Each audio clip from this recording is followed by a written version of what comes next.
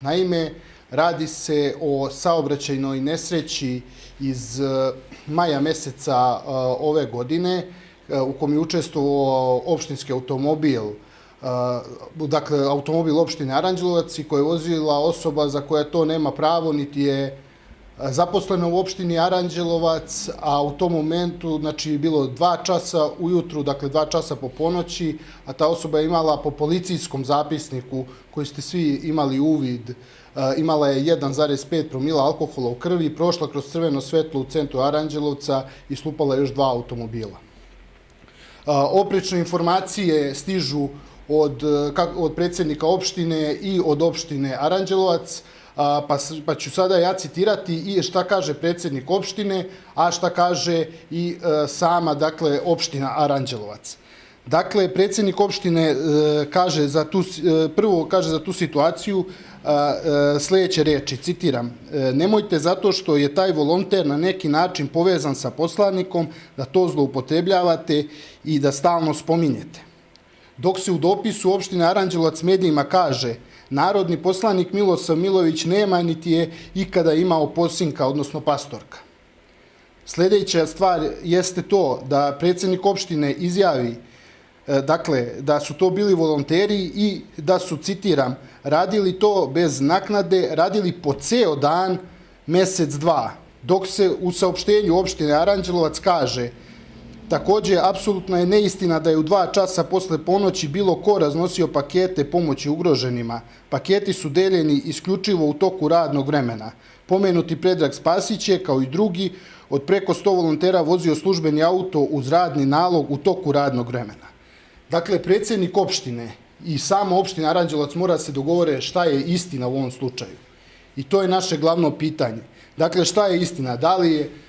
Da li su paketi razloženi po ceo dan ili u toku radnog vremena?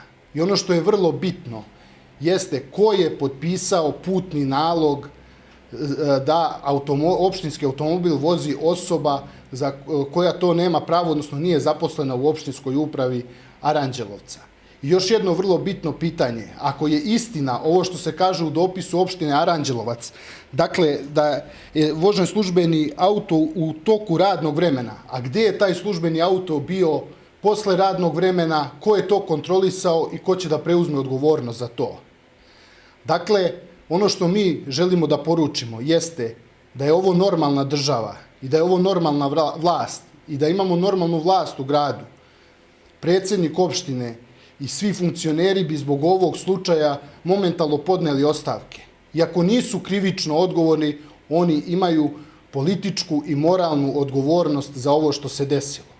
Želim da podsjetim građane na još jednu vrlo bitnu stvar, a to je da ovo nije prvi put da su opštinski funkcioneri, ajde da kažem tako, uhvaćeni u određenim radnjama. Imali smo situaciju da savjetnica predsjednika opštine vozi automobil koji je dobijen iz donacije i to isključivo za decu sa posebnim potrebama. Imali smo situaciju da su u sportskom rekreativnom centru Šumadija nađene mašine za rudarenje bitcoina. I imamo situaciju da je na tenderu za čipovanje vlasničkih pasa jedini ponuđač i taj tender dobila supruga zamenika predsjednika opštine. Dakle, što je utvrdila, što je vrlo bitna činjenica, Agencija za borbu protiv korupcije je utvrdila za taj tender da nije bio u skladu sa zakonom. Predsjednik opštine i dalje brani sve ovo, on ne osjeća nikakvu odgovornost po svim ovim pitanjima.